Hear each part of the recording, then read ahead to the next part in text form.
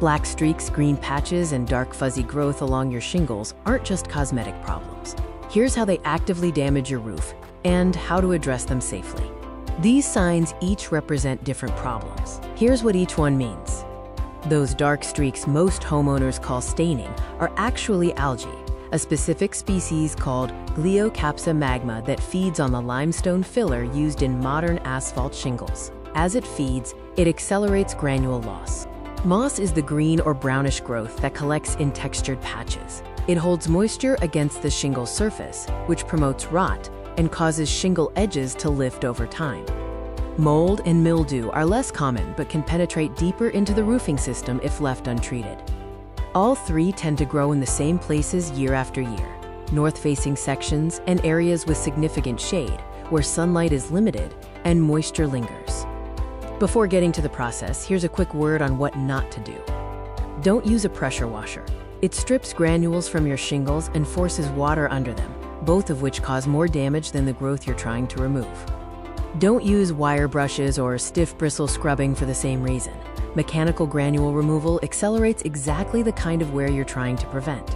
To clean your roof properly, use a low-pressure sprayer and an appropriate cleaning solution. A diluted bleach solution, 1 part bleach to 1 part water, is effective for algae and mold. For moss, an oxygen-based commercial roof cleaner tends to be gentler on surrounding landscaping while still breaking down the growth. Apply the solution with a garden sprayer, working from the ridge down. Let it sit for 15 to 20 minutes, then rinse gently with a garden hose, always from the top down, never from the bottom up. For heavy moss accumulation, use a soft bristle brush to loosen the bulk of it before applying your solution. Use light strokes, not scrubbing. Before you start, cover plants and landscaping. Check your footing, and don't work in wet conditions. Wet shingles are slippery. Use appropriate footwear and a safety harness if you're on a steep pitch. Once the roof is clean, you'll need to keep it that way. Here are some tips. Zinc or copper strips installed near the ridge are the most cost-effective long-term prevention measure. Rain washes trace metals down the roof surface, creating conditions that inhibit algae and moss from reestablishing. If your shingles are due for replacement, algae-resistant options are available. But for a roof that's otherwise in reasonable condition, cleaning and preventing regrowth is the right path before considering replacement. Roof cleaning frequently uncovers shingles that look worse than the growth did. But don't panic. There's often a solution.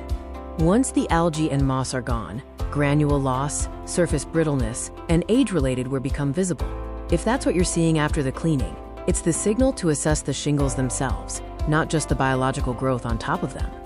For qualifying roofs, Roof Maxx treatment can restore flexibility to aging shingles that are still structurally intact. Cleaning is a good first step, but Roof Maxx is the proactive maintenance solution that can extend your roof's lifespan for years. If your roof cleaning turns up shingles that are showing their age underneath the algae and moss, don't stop at cleaning. Get a Roof Maxx evaluation to find out if restoration is still a viable option. Many homeowners successfully use Roof Maxx to maintain their asphalt shingles and continue using them for years to come. Find a dealer near you at roofmaxx.com.